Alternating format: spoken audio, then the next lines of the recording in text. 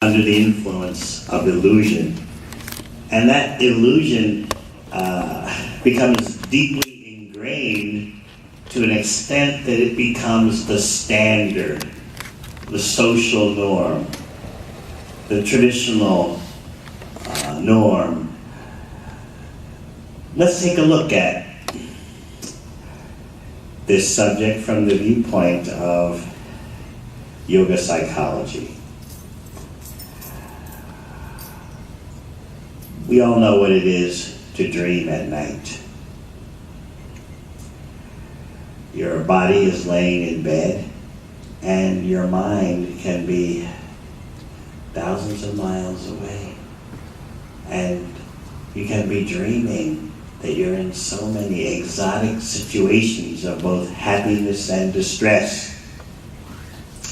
If you've ever been in the same room with someone who's having a nightmare, you see their physical reactions. And to that person having the nightmare, it's for real. But you're watching the person, you're awake, and you understand there's nothing to fear at all. Night dreams, we're aware of those things. But what the yoga psychology teaches us is that when we wake up in the morning, we don't actually fully wake up. We enter the daydream. So at night, you are dreaming that maybe, who knows, you are CEO of HP, or you are president of the USA, or you're undergoing some torture, excruciating situation. When you so-called wake up, you actually don't wake up. You enter into the daydream. And the difference between the daydream and the night dream is that the daydream is more substantial. I'll explain what I mean by that later. Just think, the alarm clock rings and you so-called wake up and you think, I am the body, I am the mind, I have a certain gender, I have a certain occupation, I have certain goals to achieve. So from the viewpoint of the Krishna texts, in terms of yoga psychology, you actually haven't awakened. You've changed from one dream to another. The daydream is more substantial in that it involves what Bhagavad Gita calls gross matter. You see, the approach of Bhagavad Gita is to consider matter in two basic divisions, gross and subtle. So, gross matter refers to the kind of stuff that science and technology deals with today. And subtle matter in Bhagavad Gita refers to that dodgy parapsychological stuff which no one wants to admit exists. Krishna in Bhagavad Gita describes that subtle matter as mind, intelligence, and false ego. So, the night dream is predominantly, in terms of how you experience it, a subtle matter affair. You see, from the viewpoint of yoga psychology, subtle matter, although subtle, it gives sensations, just like gross matter gives sensations. So when you wake up, you're dealing with gross matter. You're trying to move and shake the gross material energy. Again, please remember, gross material energy refers to the stuff that science and technologists deal with. You're trying to manipulate that in order to bring about fulfillment and satisfaction for your body and mind. So what we're going to deal with today is particularly why we have accepted this mission to interact with matter for the purpose of fulfillment. And then, of course, we have to focus on the question of who are we anyway? Once we start focusing on that, then we can begin to see what the illusion is all about. Sometimes social psychologists use a term called mass consensual trance. It's not a mainstream social psychological term, but those on the, shall we say, edge in social psychology use that term. It's possible, in other words, that masses of people can consent to be in a trance of illusion. So let's look at that possibility.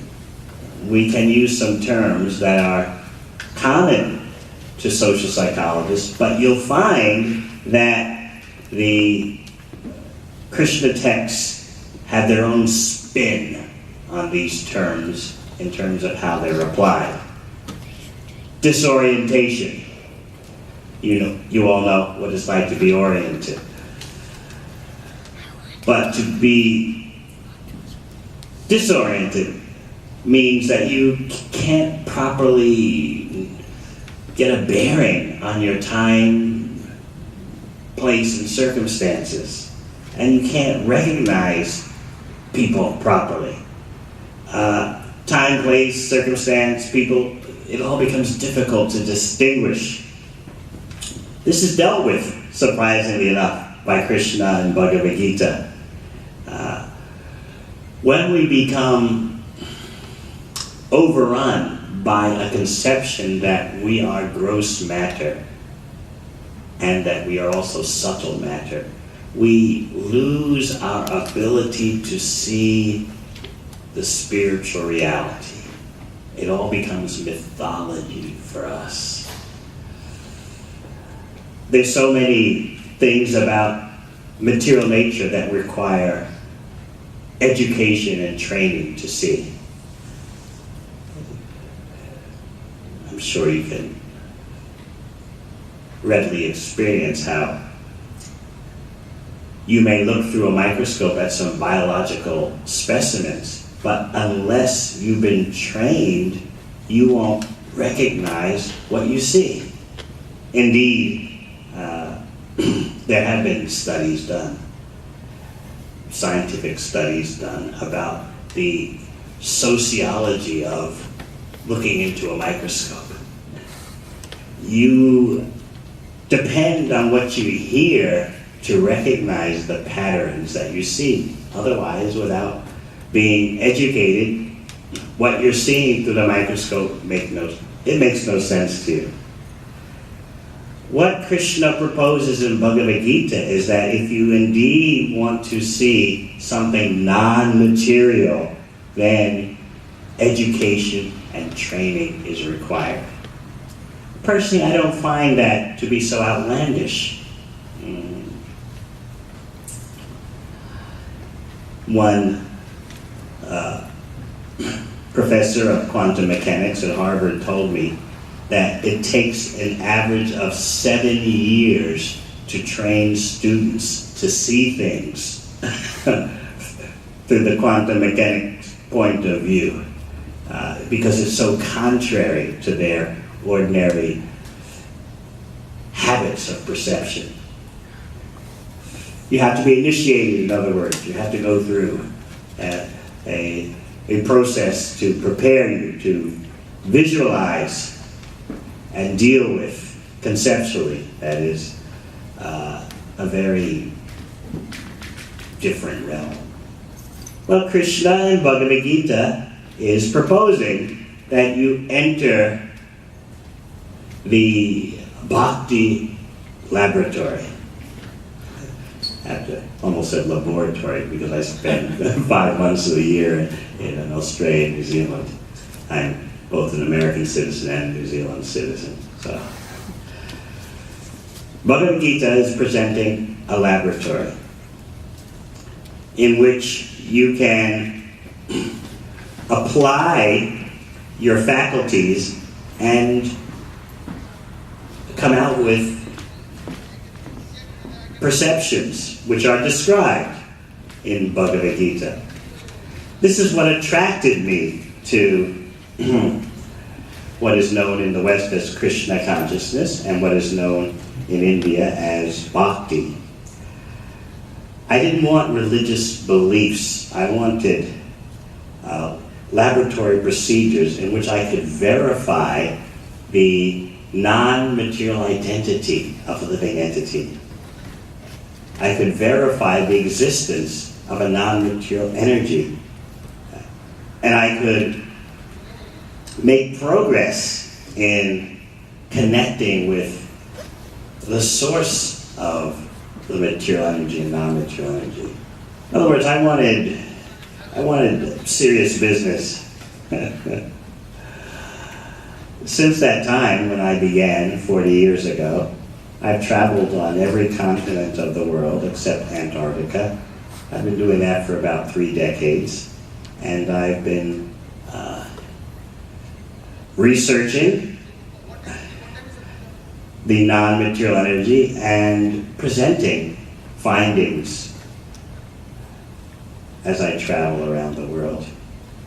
My last month at Yale, I told my dean that I didn't really see a place for myself in a material culture. And he was a wise man. He looked me dead in the eye and said, "You are a Yale man, you will influence the world." Maybe he was a little bit right in a way that he didn't anticipate.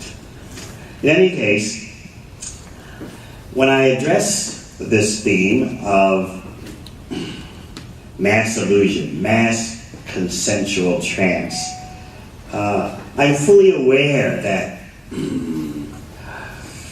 we're cutting very, very deeply. If we look at what Bhagavad Gita presents, we find disorientation at the deepest level, the inability to recognize how time is affecting us in terms of plundering our life. We don't take that as an overriding important factor. It's just something that goes on in the background. As far as the direction of our life, we'll get into more of that later, but are we really on top of the direction of our life? And do we actually recognize people for what they are? Do we simply see them as matter, or do we see them as spiritual entities encased in matter? I generally like to quote a statement by someone who's arguably the most well-known scientist amongst laypersons, Mr. Hawking.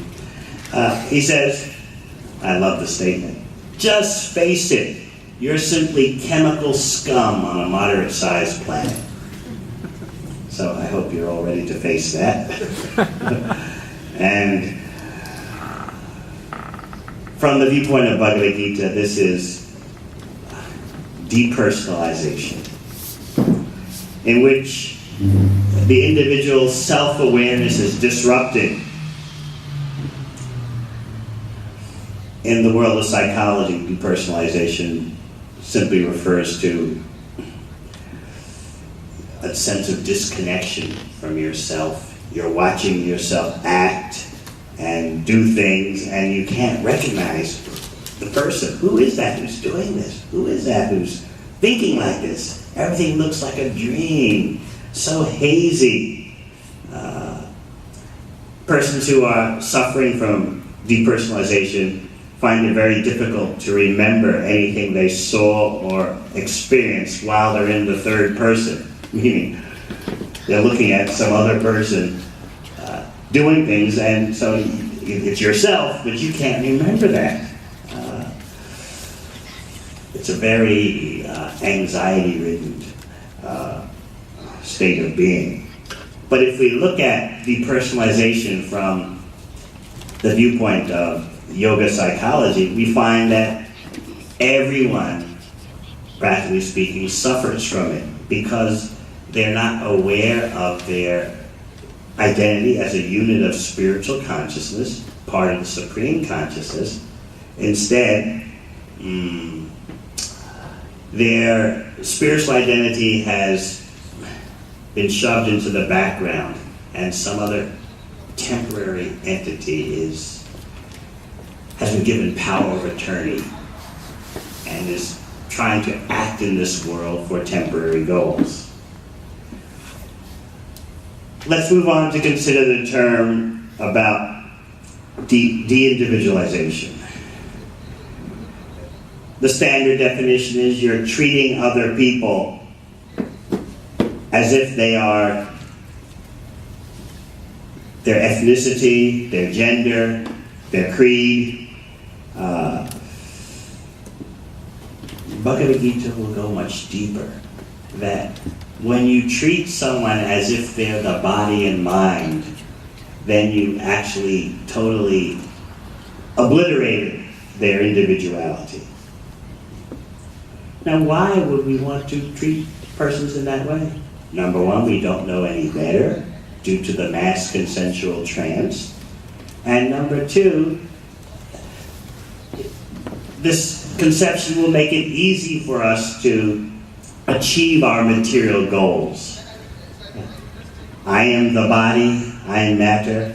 So it's very conducive for you to be matter because I need material experiences to fulfill and satisfy me.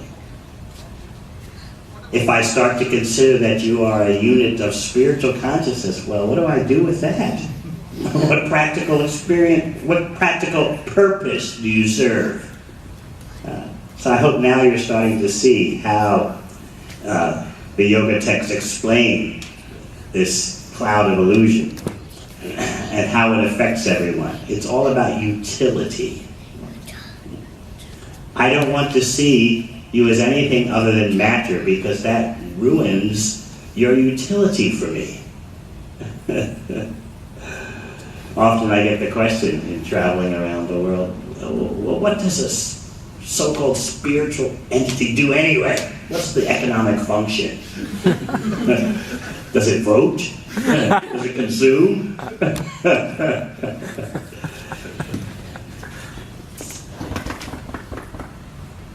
Where do we get this notion that we are simply matter?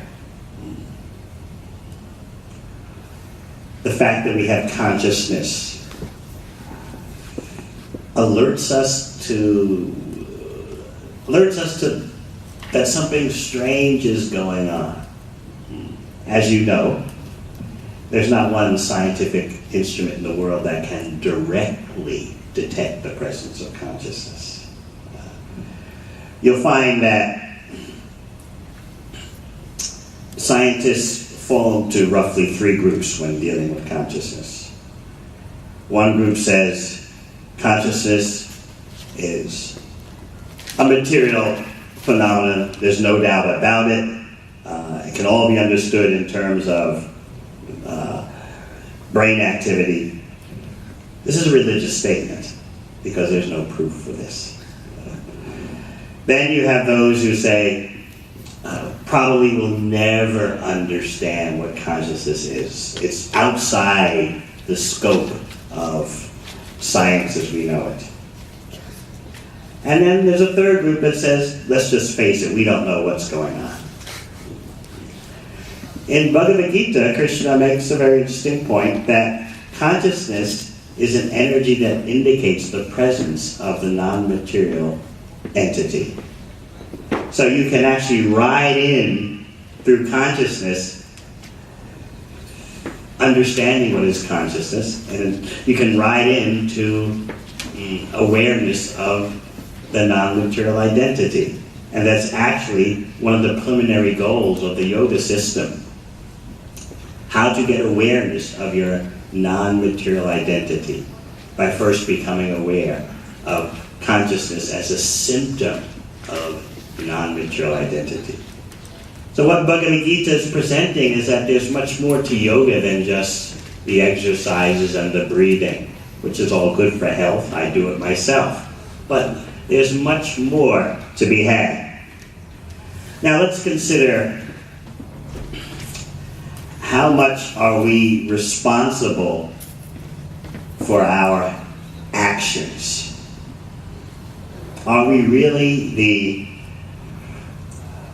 purposeful entities that we think we are? That due to our individual qualities, known as internal determinants, that's what makes our life the way it is. Consider that there may be a bit of a religious creed in operation here, in which the individual is made out to be so responsible. There are evil individuals, there are very virtuous individuals, and probably most people are in between. So that you don't consider the situation. There's a divide between understanding disposition and understanding situation. Those who claim to a dispositional understanding of human behavior, they very much stress your genetic background, the makeup of your personality. Those who lean to the situational side say that, let's face it, change your circumstances, your situation, to something very different than what you've ever experienced before, and your disposition will change in ways that can shock you. In other words, we're not as robust in terms of our material core identity as we think we are. There's a scale, and if we just change the circumstances, the situations, there can be radical changes in our behavior. Indeed, we can become, we can perform acts that we never would have thought we could do. That means even great evil. How this relates to the mass consensual trance? In Bhagavad Gita, Krishna explains that there's an energy of illusion that affects the living entities who choose to forget their core spiritual identity, and instead they want to identify with matter. Once that crucial mistake is made, once you jump into that river, you're swept away. That's the main reality that's going on. And then the details are the particular situations you encounter while in the matrix of illusion.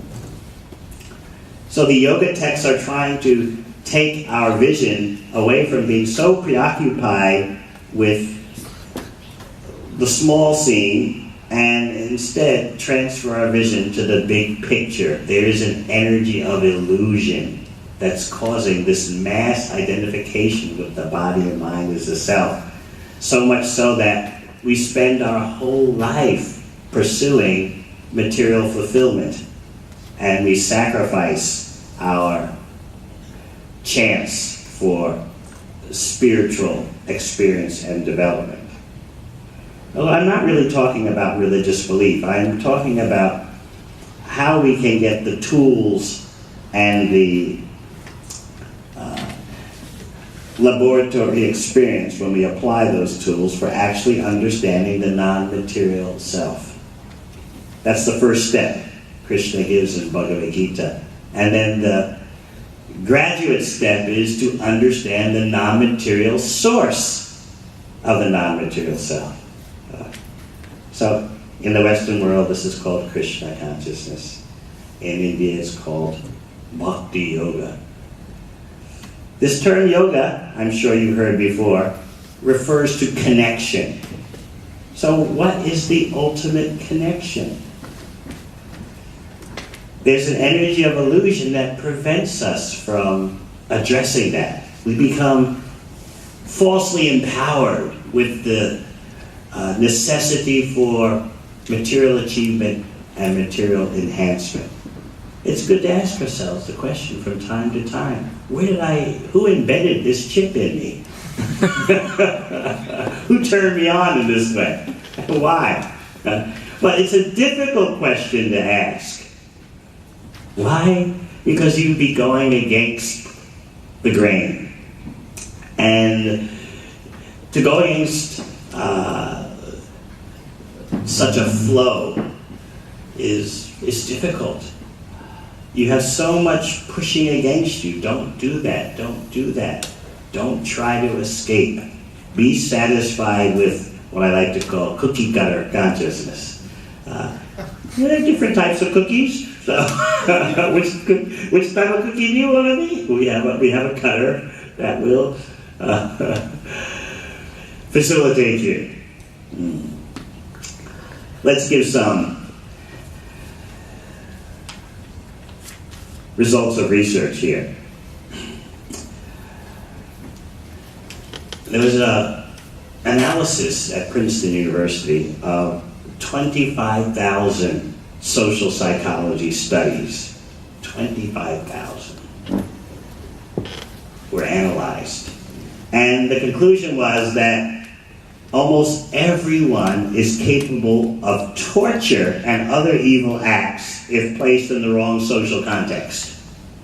This is the result of analyzing 25 social psychology experiments. With computers, all this is possible.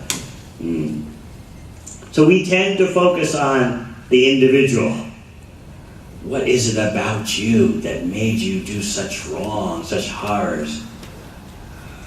Or what is it about you that made you do such good, an heroic act?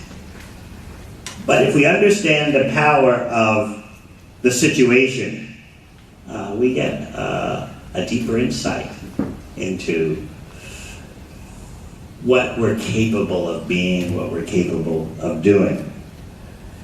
Let's look at suicide bombers.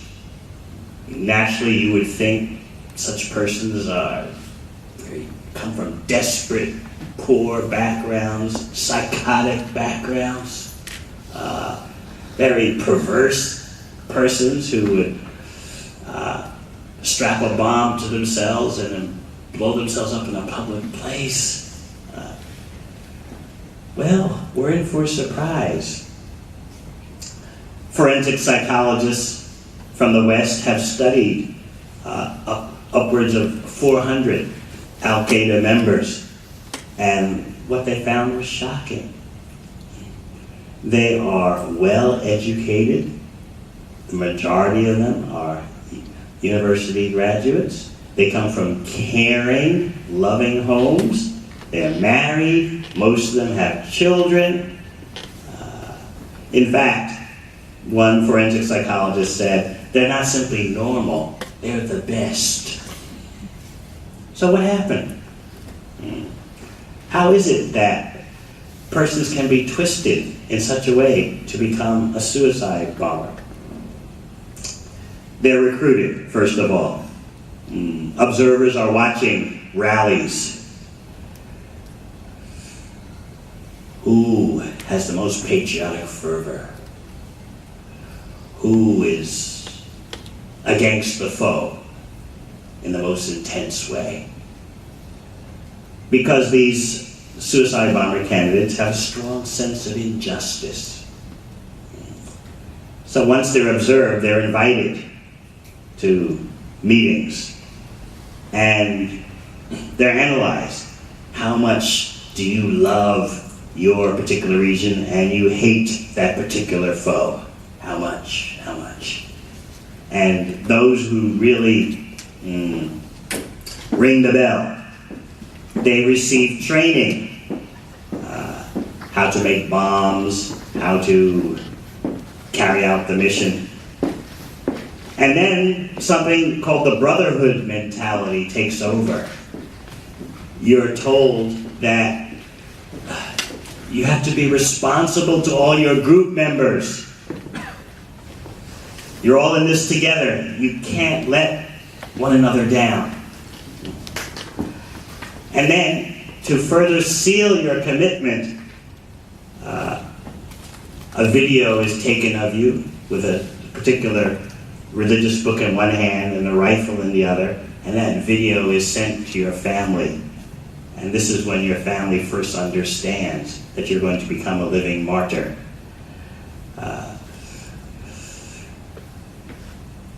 That's the term you're called before you carry out your mission. You're a martyr, you're still living right now. So then, your family feels very prestigious.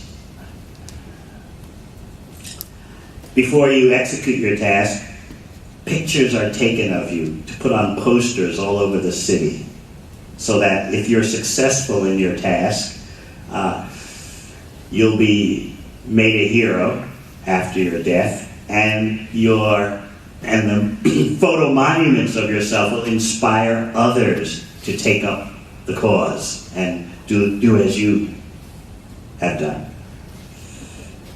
A pension is guaranteed for your family, an ample pension.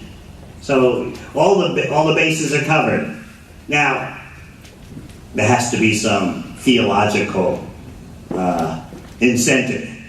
You're told that once you do this suicide bombing, you'll sit on the right hand of God. You'll get a favored place, not only for you, but also for your family. And moreover, there's no need to worry about the pain of the explosion, because there are nails and other horrible things in the bomb, but that won't hurt you, because as soon as, even before one drop of your blood touches the ground, God will intervene and protect you. You won't feel anything. Actually, you'll just immediately feel pleasure due to your situation in heaven. So all these inputs are there, and the person becomes transformed enough to do what we all recognize as a very horrible, abominable thing. Another study was done by French scholars, and they went into the jails, into the prisons, to interview suicide bomber candidates who were caught before they could execute their task. And in every case, these persons were saying that we're doing this for the highest motivation. We're not doing evil. We're doing the greatest good. They actually felt that way. So the amazing thing is how flexible or plastic our convictions can be. We're not as individualistic and cohesive as we think. If you go on Google and put in the word experiment, guess what comes up in the top 3 or 4 positions? The infamous Stanford experiment of 1971. In which a social psychologist wanted to see what it would be like to simulate prison conditions. So he recruited some Stanford students to be in the role of prison guards, and some Stanford students to be in the role of prisoners. And he had them play out the role. And his idea was he would observe, as a behavioral scientist, I'll observe and I'll get some conclusions. What happened, though, the experiment was supposed to run for 2 weeks, and he had to stop it after 6 days because everyone participating in the experiment really got into it. They lost themselves into their roles. And you Stanford students, they're not just, person straight off the street. Those students playing the role of guards became very sadistic. Those students playing the role of prisoners became severely stressed to the point of psychological damage. The professors had to stop the experiment. And the professors admitted they themselves were getting caught up in all this, so much so that they lost their perspective and they couldn't properly detect that the experiment was getting out of hand. They were getting fascinated by the potential for sadism and abuse.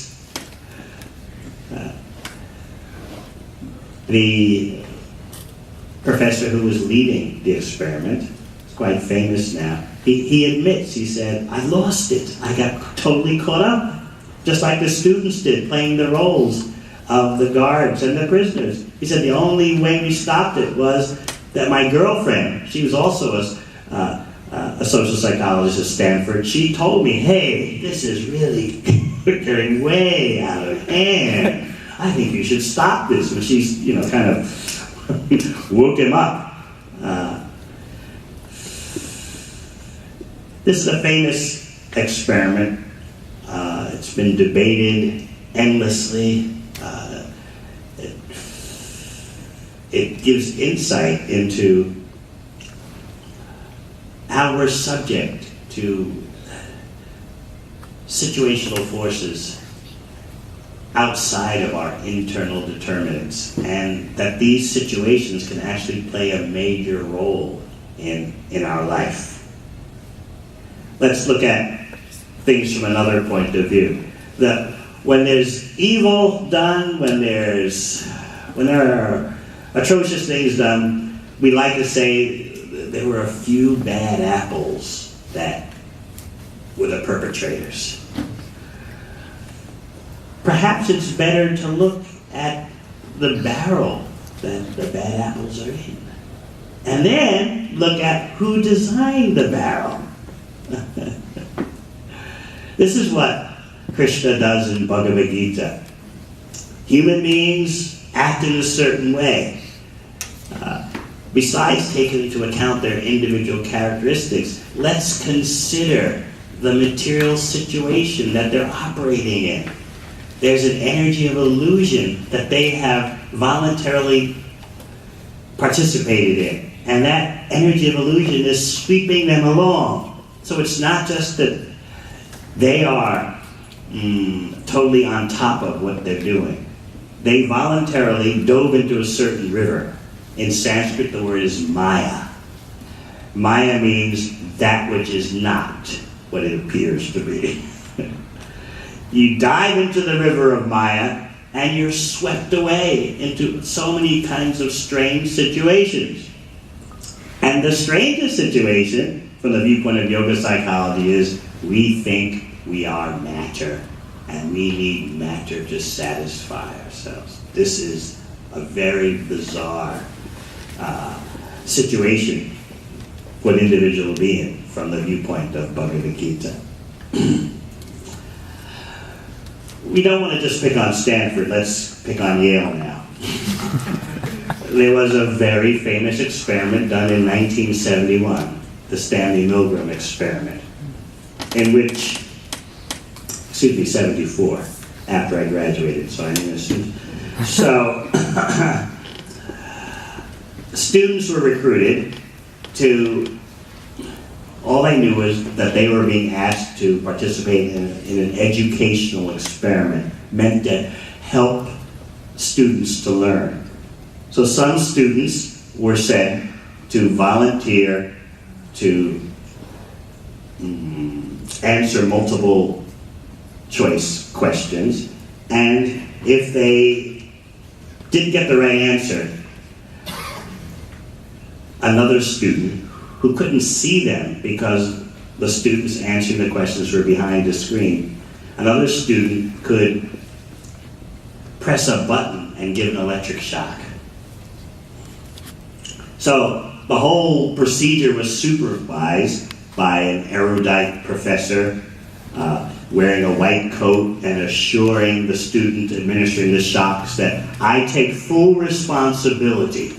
You are not accountable.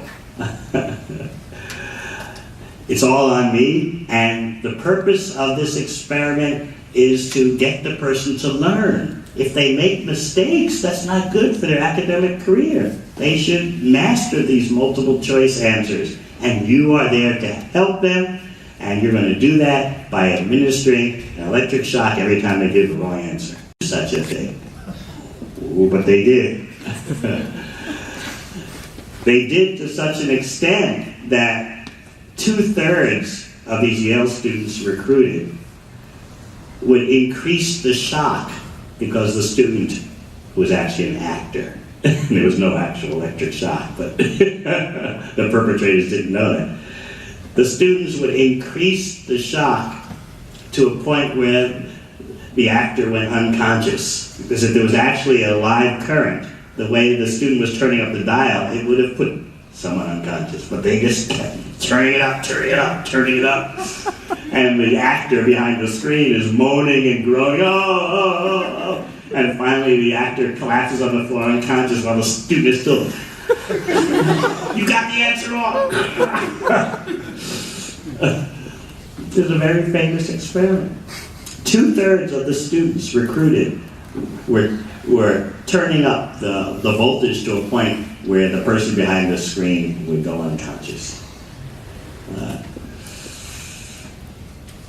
Some scientists were questioning, well, this experiment took place at Yale, and therefore the students recruited to give the shocks, they just consider that everything that happens at Yale is impeccable. So they took the experiment and for the second time, a half hour down the road to Bridgeport, Connecticut, which is a rough place. And there they got the same results. The students fully bought in to the fact that there's an expert who's running this whole program. And that expert takes full responsibility. And I accept that the mission is to get these students behind the screen to get the right answers. I'm playing my part. I'm doing good. This is amazing. The power of situation. Now, from the yoga point of view, this is not at all surprising. Krishna points out in Bhagavad Gita that once you identify with your body and mind as the self, because the body and mind is matter, you're subject to all kinds of permutations of material nature. Because from the yoga psychology point of view, material nature is full of various influences, or roughly speaking, winds that are blowing. And so, giving up your spiritual identity, you leave yourself wide open to be swept this way and that way, because you're not actually behaving according to your real identity as spirit soul, as a non-material entity, part of the supreme non-material entity. So this gets very fascinating in terms of how we see ourselves and our mission. Could it be that we've bought in wholesale to something that is far beyond what we can realize? A mass consensual trance in which we are sure I am matter, and the purpose of my life is to materially fulfill my material self, because that's what I am. To think otherwise requires great effort, because there is so much tradition, family influence, social influence that is pushing us to not resist the status quo. The status quo we're talking about here is not simply political or economic. It's something much bigger than that. It's a matrix of illusion that's beyond politics, economics, or what is normally known as culture. I find that Bhagavad Gita introduces us to energies that operate on a scale far beyond what normally we would expect. It seems to be an innocent thing. I think I'm the body and mind, so what? But Krishna points out in Bhagavad Gita that this is a tragic mistake which leaves ourselves wide open for all kinds of bizarre influences. Because the first bizarre influence is to think I am matter. Once that decision is made, the door is wide open for practically anything. So the therapy that's recommended in the Bhakti Yoga text is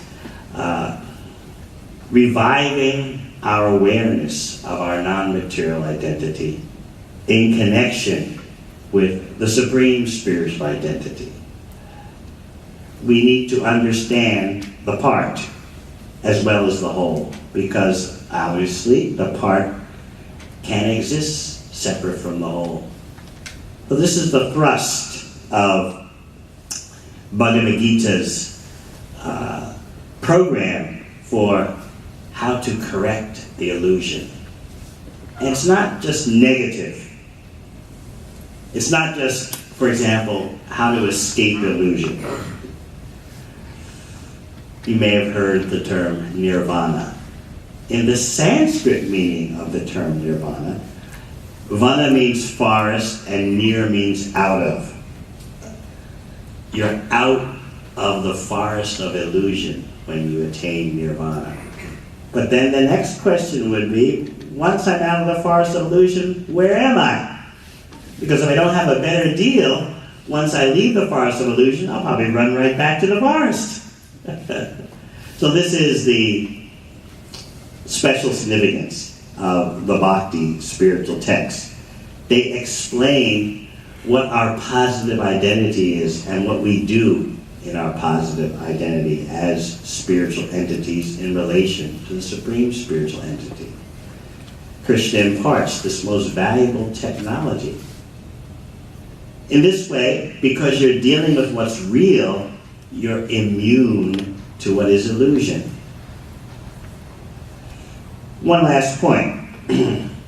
In the second chapter of Bhagavad Gita, Krishna makes a very interesting point about motivational psychology.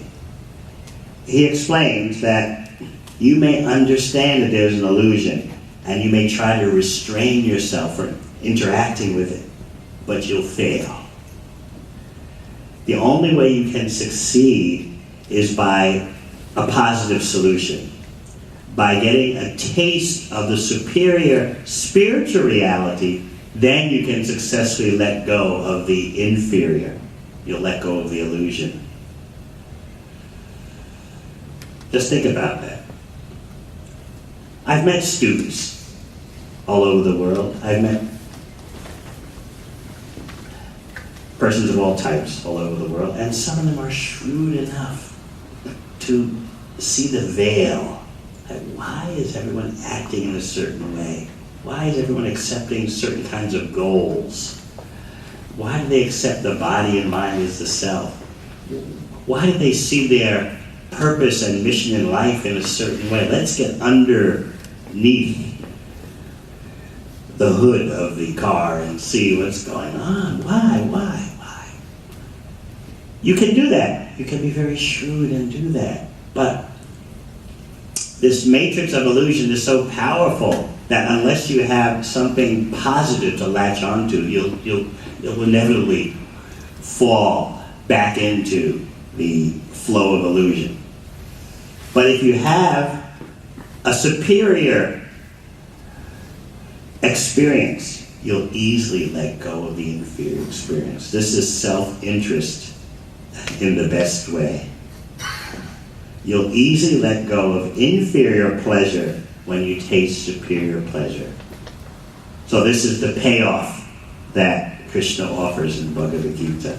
Replace the inferior temporary material pleasure with the superior pleasure that's generated in the relationship between the non-material self and the non-material supreme self. How to get that laboratory experience. That is considered the ultimate goal of life. What are the social and economic ramifications? If persons cannot be manipulated anymore through their crass material desires, then they'll be peaceful. But as long as you think you're the body and mind, you leave yourself wide open for manipulation in a consumer society. You become inflamed with desires that are never fulfilled sufficiently. And you can't be satisfied in that way because you're not material. So how can material achievements and material acquisitions satisfy you if you're not material?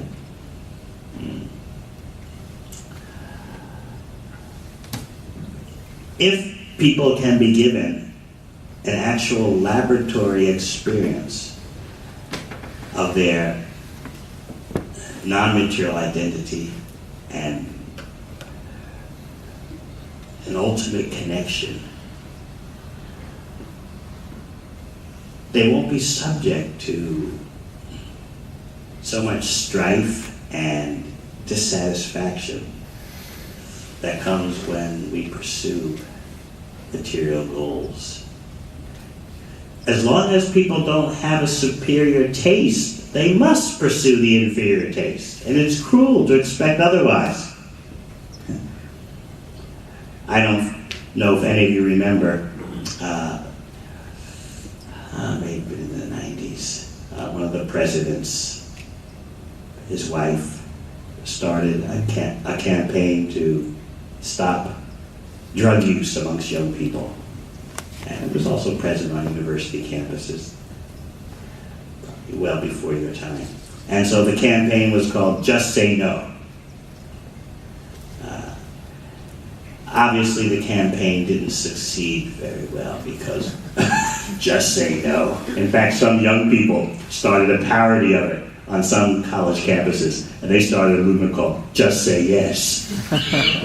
In other words, how ridiculous is this? Just say no. What are you giving us better? We want pleasure, we want enjoyment. If we're intelligent enough to manage the drug use so that it brings pleasure without any lasting damage, so be it.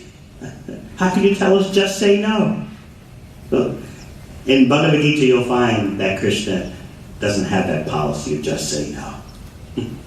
What Krishna presents in Bhagavad Gita is say yes to the superior pleasure, and automatically you drop the inferior pleasure. So this is Bhakti Yoga psychology. This is Krishna conscious psychology at its best. And this way, there's relief from this mass consensual trance. So if there's one thing that we can take away from my presentation, I hope it's that when you're walking around, you start considering, why do I see everyone as matter? Why do I consider myself as matter and that my goals are material, that I seek material fulfillment and satisfaction? Why? Do I understand the secrets of the self? Why am I so sure? Or, if I'm not sure, why do I avoid the issue of whether my identity is material or non-material? These questions mark the beginning of someone who has the possibility of escaping the mass consensual trance. And the viewpoint of Bhagavad Gita is that that escape is the greatest priority in human life. All right, I'll stop here and perhaps there are some questions.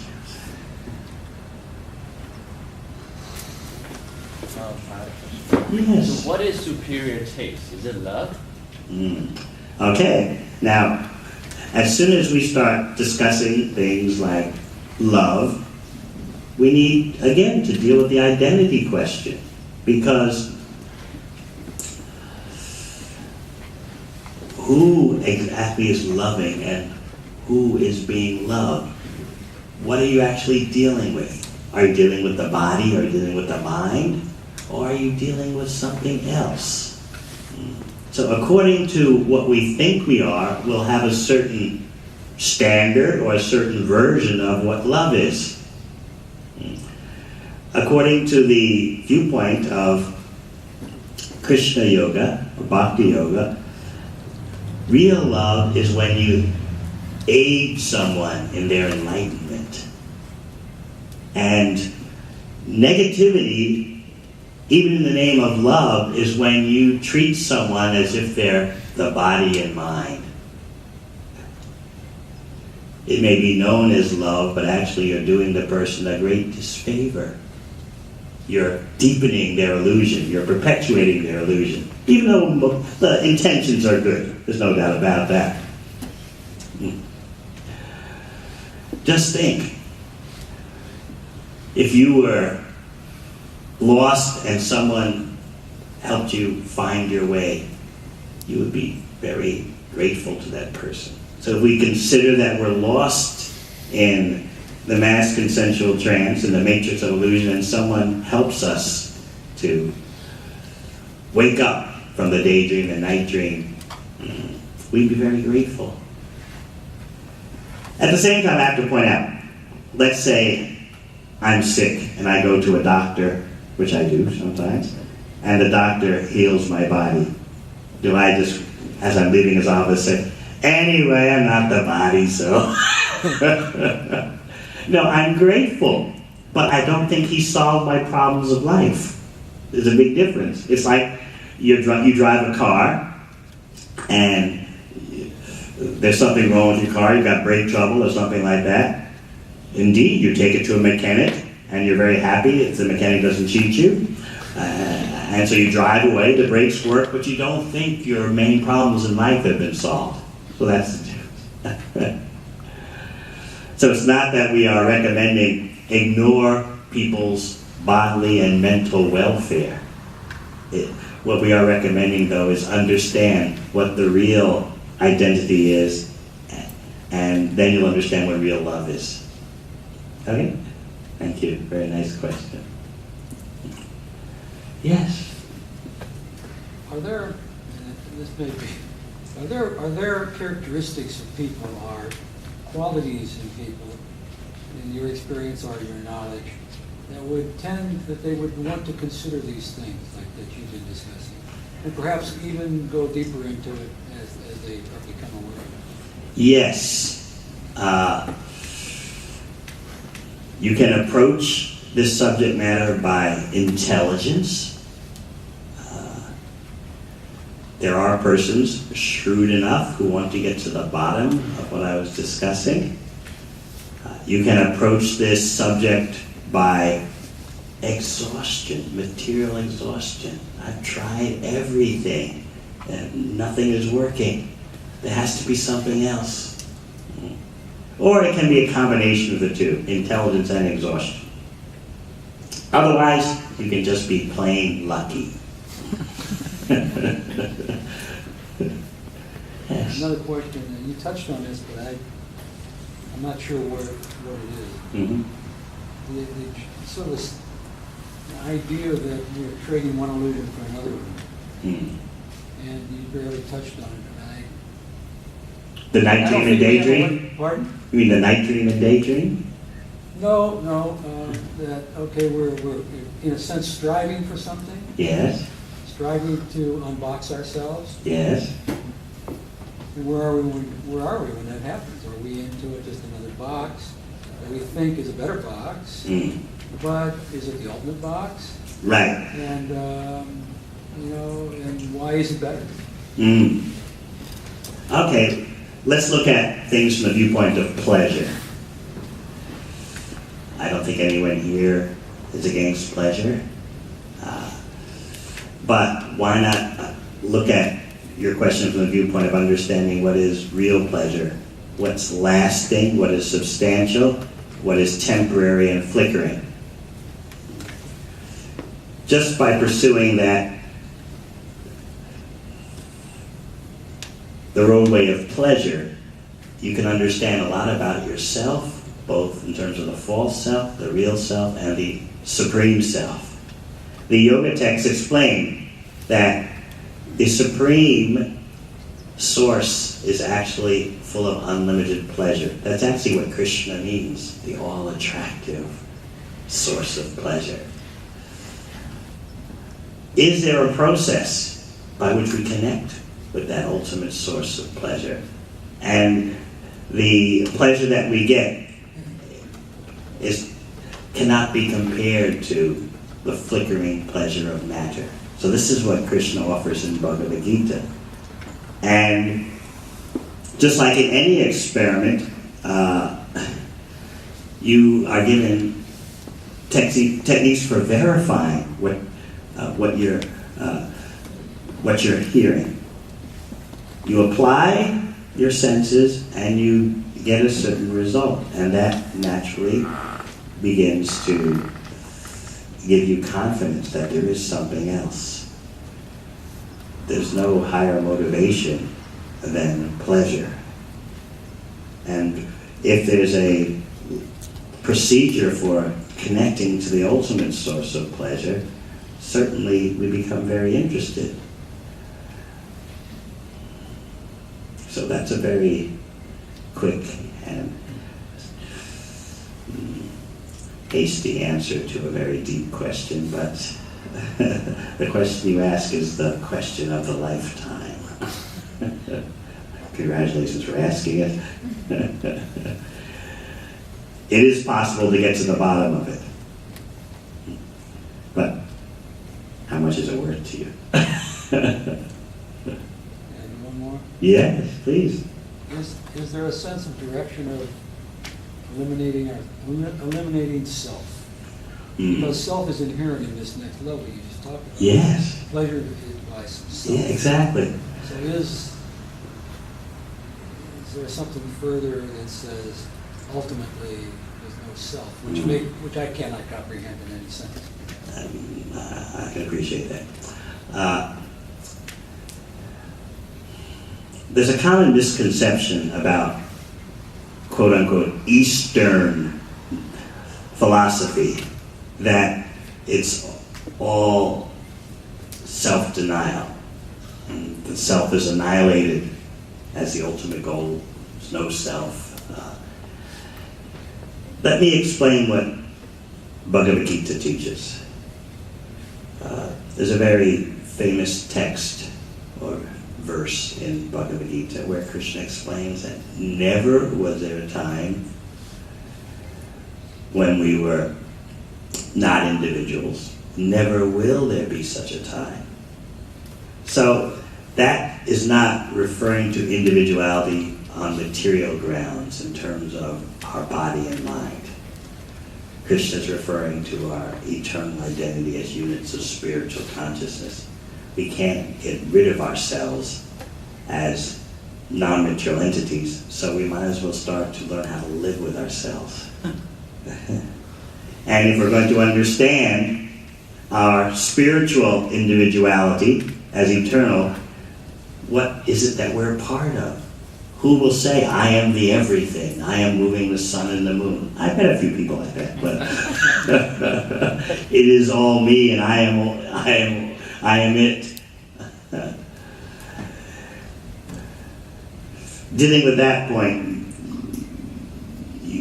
one is aware of the Upanishads. The prime duty of the spiritual text known as the Upanishads is to convince you that you are spiritual, known in Sanskrit as Brahman, and everyone is equally spiritual. Everyone is equally Brahman. But there is a source of Brahman that is greater than the parts. In other words, you are qualitatively equal with the Supreme, just like a particle of gold is qualitatively equal with the contents of a gold mine. But in terms of quantity, well, there's a difference between the particle and the mine.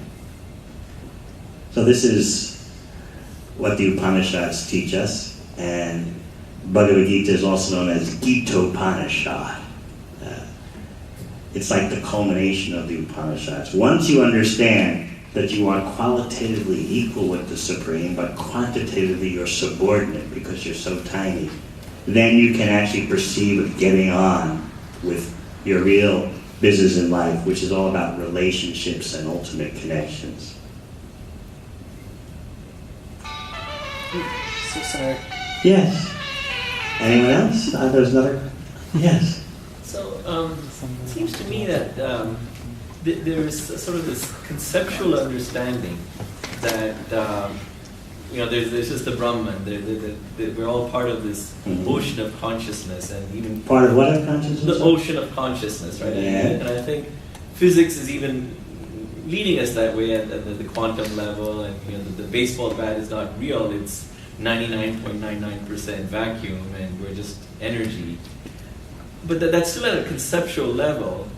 And then I can try to buy into this notion that we're all spiritual beings that are part of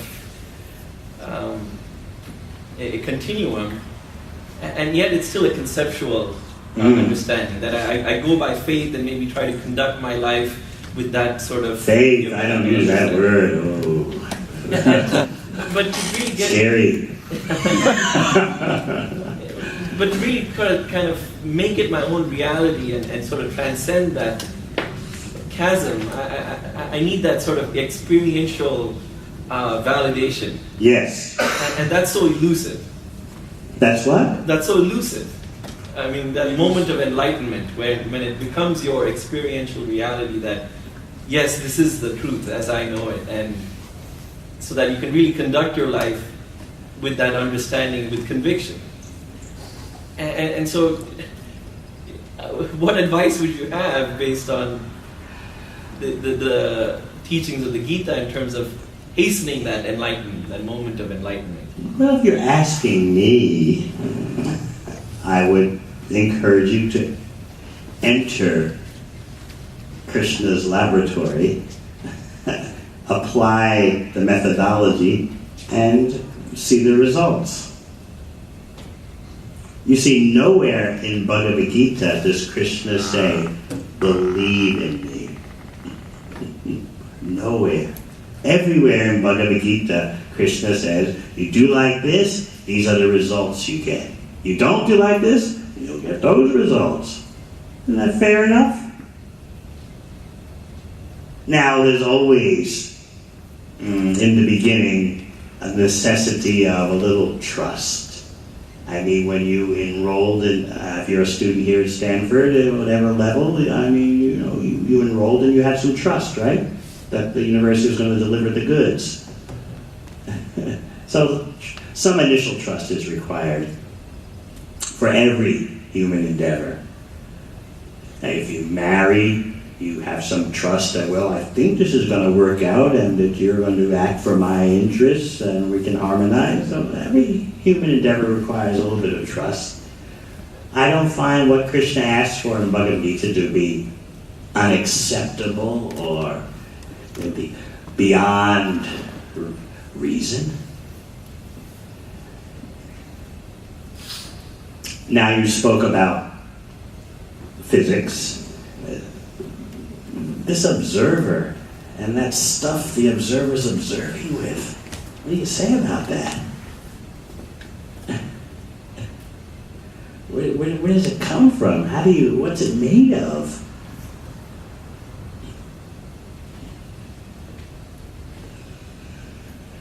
This is the most important question.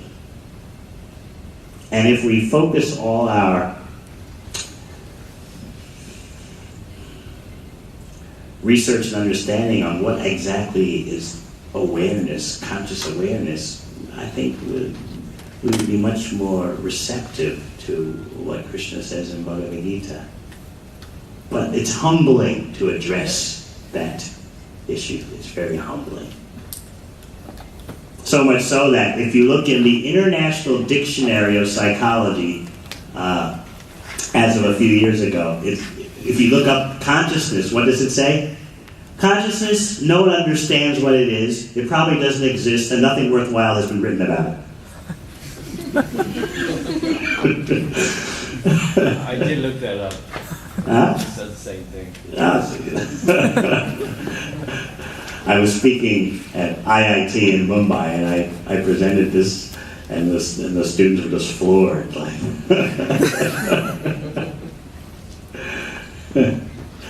something else I present, since you got me going. I was speaking at Melbourne University, which is the premier university in Australia, and some students were challenging, as will happen, that, well, consciousness can be understood simply in terms of the brain, there's no doubt about it. I said, well, that's a religious statement. I appreciate it, and I respect the religious statement, but you're speaking based on faith. There's no proof of that. They said, well, there may not be proof now, but we're sure it's coming in the future, that the proof that simply neural activity in the brain generates something known as consciousness. I said, well, you're entitled to your faith, but what about this? There are documented incidents of persons who function normally with 97-98% of their gray matter missing. There was a documented case of someone who graduated with an honors degree in mathematics from the University of Sheffield in the UK. And the person went to a doctor, and the doctor noticed, your head is quite large. I just like to do a CAT scan. And the doctor was astonished. 98.5% of your brain matter is missing. There's just liquid there. So I was speaking at Melbourne University, and a professor really, he flipped out. Wait a minute. What are your sources? I said, you'd like to accompany me to my room? I'll show you the scientific journals. It was 10 o'clock at night. He drove a half hour to where I was staying. He was so upset. And I showed him. You recognize these scientific journals? Yes. Here it is. So I said, I asked him, how do you explain that? It seems that consciousness can operate sometimes independent of the brain. He said, oh, I don't want to think about this anymore. I had enough. Yes? What are your thoughts on the concept of karma yoga and also this Concept of karma yoga and this shlok also in the Gita which says and there's a shlok in the Gita which talks about work with detachment from results. Mhm. So I just was hoping to get some perspective on that. In India, it is common to say that you should work in such a way that you are not the owner of the results of your actions. But there's another point that's very essential if you're going to understand Krishna's teachings in the Gita. Who does enjoy the results of your action? You may say it's not me, the doer, but someone should, right? So who is it then? See, yoga literally in Sanskrit means connection, link. So who is linked to your actions, to the results of your actions as the enjoyer? You say, it's not me, I I detach myself from the fruits of my endeavors. So, but who's enjoying the fruits then? Is it just zero? That's the crucial focus of Bhagavad Gita. Presenting Krishna, the Supreme Consciousness, as the enjoyer of the activities of the particles of consciousness. All right? Thank you. Yes? So, what is the proof that we are not material? What kind of proof would you be looking for? I'm not sure. Okay, here's a simple way of looking at it. What is it about you that doesn't change even though the body is changing and the mind is changing?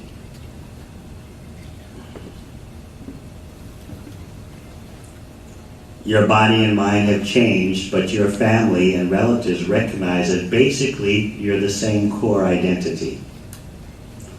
Now, we all know that every cell in the body changes. It used to be held that your brain cells don't change, but that is now old-fashioned, the idea that your brain cells don't change.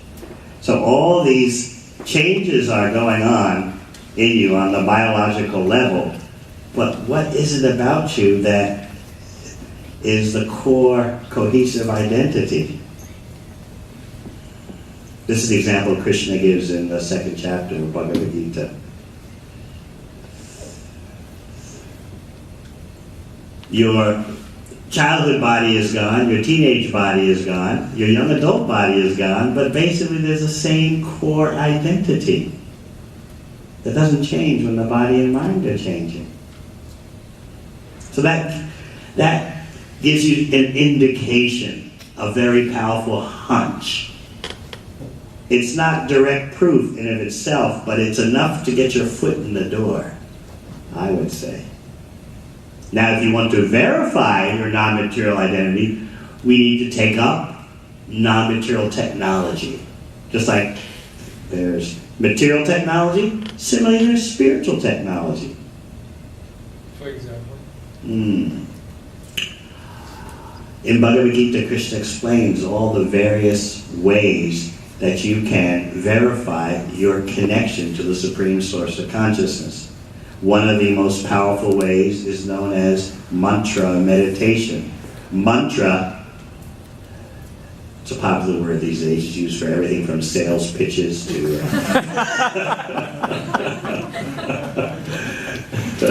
romantic overtures. Mantra in Sanskrit, literally it means the sound that can rescue your mind from material illusion. If you've ever heard the Hare Krishna mantra, that's exactly what it's meant for. It's prescribed. It's not a sound that's made up. It's prescribed in the yoga texts as the premier method for gaining awareness of your non-material identity. Sound is that powerful. For example, our notion that we are the body and mind comes through sound. You hear that throughout your life. You're the body. Enjoy the body. How's your mind feeling? How's your body feeling? What are you going to achieve in this world? In other words, how are you going to manipulate matter for your satisfaction? What are your ambitions about arranging the material sphere for your pleasure and the pleasure of those bodies that are near and dear to your body? So you hear all this, and it shapes your outlook. It shapes your mentality, and you endeavor in this way. So contamination comes through sound, and purification, illumination, can also come through the right sound. By sound, we are deeply immersed in illusion. We hear, ever since you can remember this life, at least. You hear, you should be doing this. To be happy, you should be doing that. You should be watching this. You should be eating that. Happy people do this. And you hear that, and it shapes your life. So the yoga texts recommend special sound. spiritual sound for reviving your spiritual consciousness. And one can actually consider this as a laboratory experiment. That's how I started. I said, why not be open-minded? Let me see what this is all about. It's not a question of religious belief.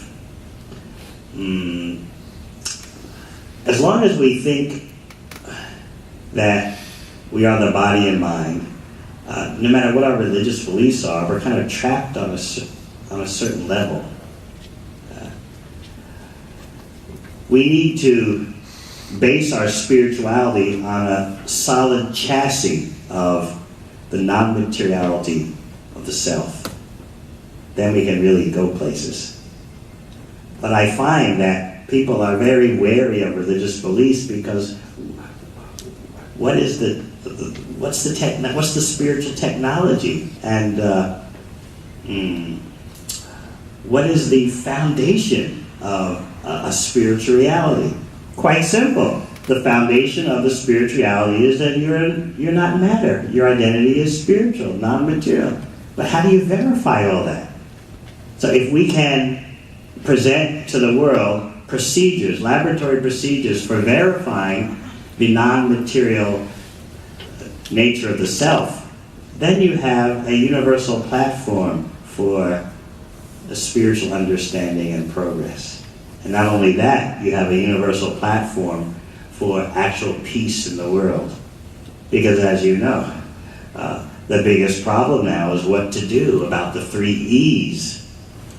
Energy, environment, economics.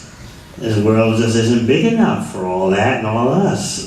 But if you can reduce everyone's happiness footprint, then you can actually have a chance for a sustainable world. But as long as you and I think this world is for me and mine, and for fulfilling my material happiness and my material plans, I need this, I need that, because you have this and you have that,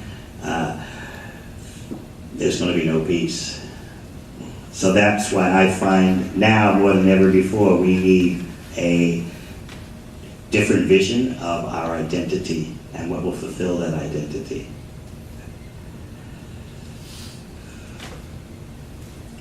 Yes? How do you understand time? What is it? Time is an energy that affects anything material. If you'll allow me to quote the Bhagavad Gita, there Krishna says in Sanskrit, Kalosmi, I am time, meaning time is an energy of the ultimate source for binding those who have forgotten their timeless identity. You're shackled by past, present, and future. So if you're interested in ultimate pleasure, you understand any pleasure that's bound up by past, present, and future is going to disappoint me. How do I taste pleasure that's not bound by time? That means you've basically got to get out of the material dimension in terms of your pleasure endeavors.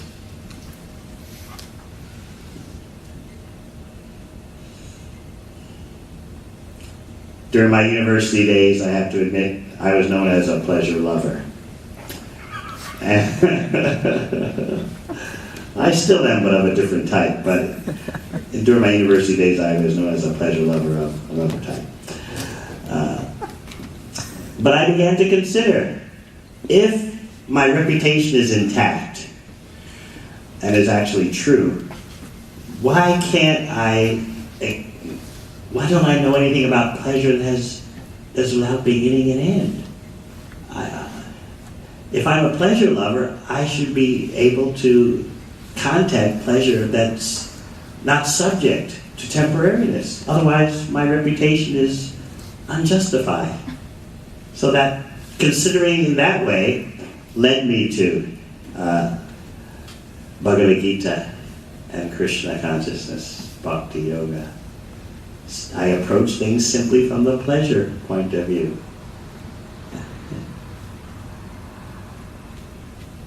Why is all the pleasure that I know about temporary